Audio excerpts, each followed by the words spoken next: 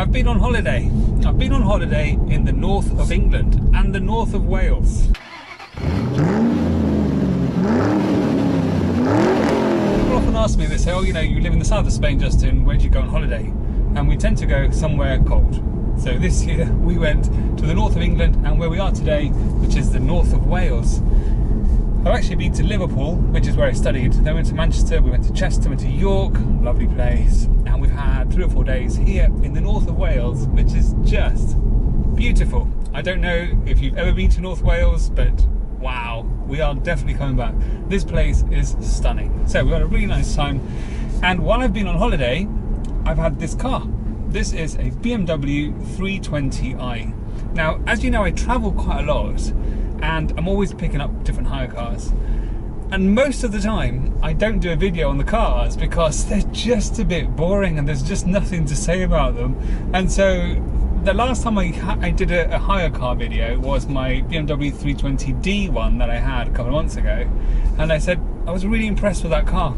It was a really, really good car. And it's very rare that I go, actually, a diesel is a perfect car. And I was really bowled over by the 320d. And I know it's such a popular car. But that was the previous generation to this one. And this is obviously petrol. And because of the emissions laws and everything now, obviously, the petrol cars are becoming more popular than the diesel ones. So this is like the alternative to the 320d.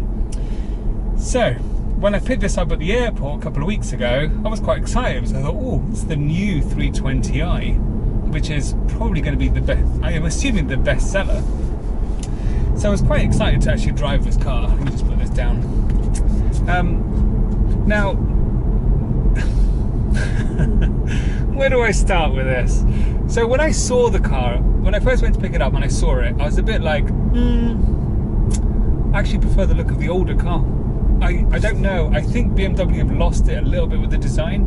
I think just personally, I know it's such a subjective thing with design, but I just think BMW have lost it a little bit. It looks a little bit too undefined to me. If you took the badges off the car, it could possibly be an Infiniti, could possibly be a Hyundai. You sort of start, you know, if you remove the kidney grille from the front, the badges, it's lost its definition, I think, of a BMW. And I actually prefer the design of the previous generation.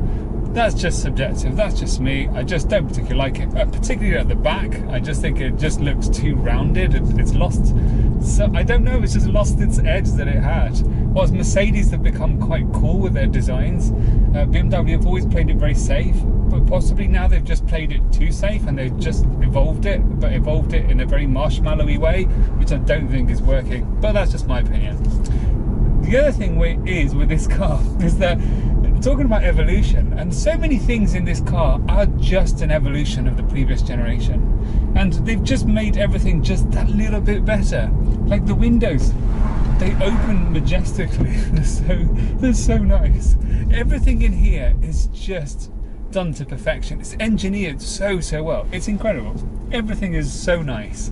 There is nothing you could hate about this car. There really isn't. Everything is done so cleverly, so intelligently, so well laid out. So everything is just brilliant. I love the way they put the start-stop button here now beside the gear stick instead of up here on the dashboard. It's like, we don't need it on the dashboard anymore because you just need it here. That's where it's sort of logical to have the stuff.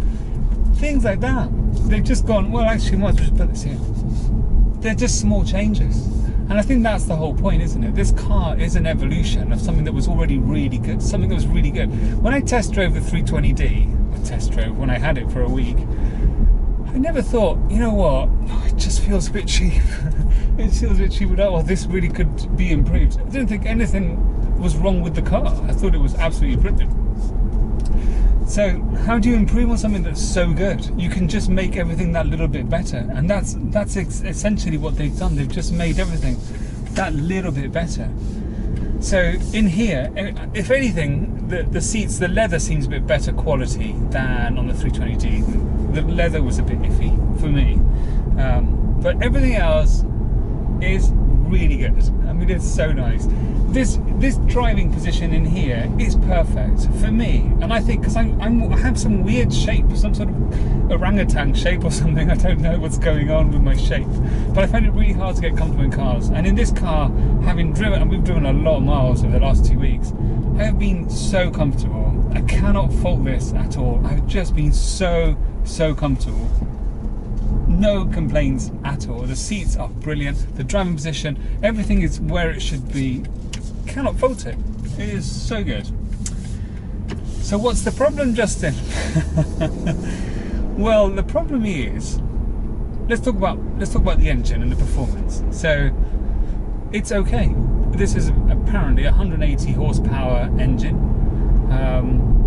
and it's okay. I mean, it's not gonna, you know, it doesn't thrust you back in the seat or anything. It doesn't take off. It just goes about everything okay. I mean, it's not a super quick car, but it's also not too slow. But today I nearly had an accident because I was overtaking something, and I just ran out of power, and I was like, oh shit.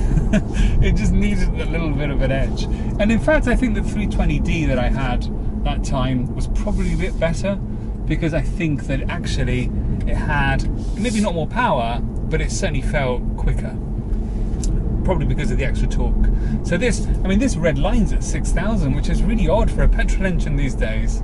So I had to check whether it was diesel or petrol initially, because I thought it's red lined at 6,000. That's a bit low, isn't it? So what's the problem with this car? The problem is I just think that through the process of refinement that they've gone through from the previous generation to this generation, they've just made everything so good that it's just too good and possibly too refined.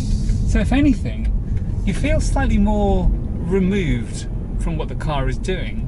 And that's not to say that it's a bad drive or anything, because it definitely isn't. I mean, it's very good, obviously.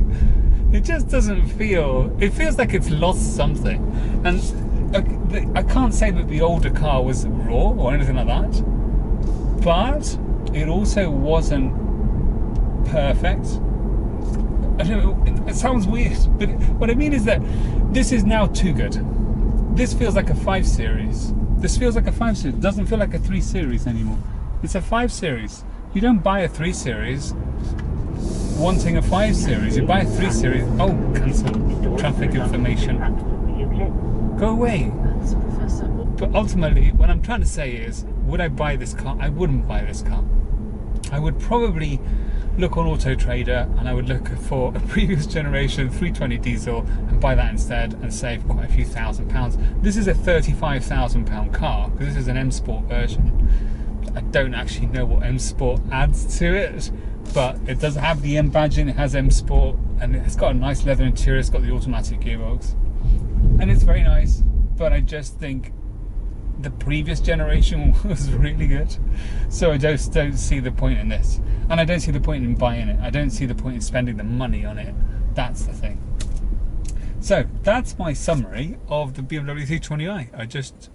I don't think you should bother. I think you should just go and get a 320D from last year, which will save you a fortune. It was a really good car. I was really impressed with it.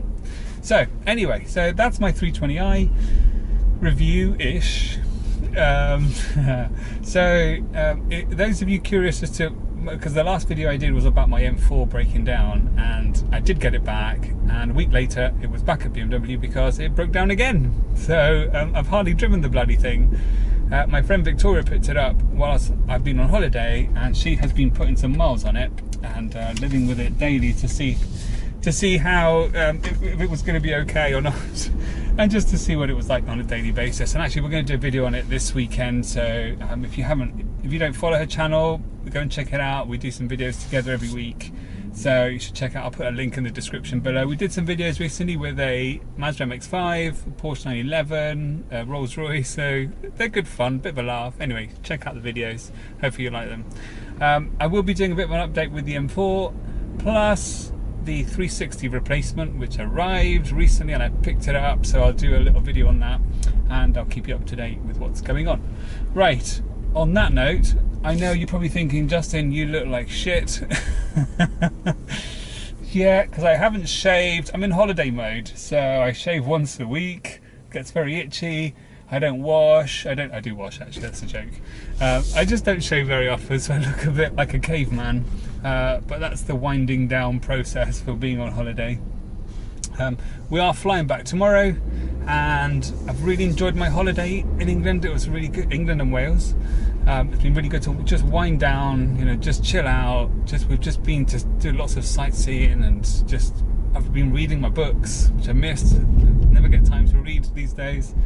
So it's been a proper wind down, been really good, and I've been really enjoying the weather being really cool here. And I know people have probably been moaning, people who live here probably been moaning that the weather's so cold. I mean, it's averaging like 15, 16 degrees every day, which is fantastic. And we are going back to like 35 degrees or something, which sounds awful tomorrow. I'm not quite ready to go back home. But there you go, I'm going back home tomorrow, and all normal service will be resumed. I messed up the ending, so here's the other. I always mess up the ending to my videos, so here's the proper ending to my video. Right, hope you're all well, keep safe driving, and I'll catch you very, very, very soon. Bye.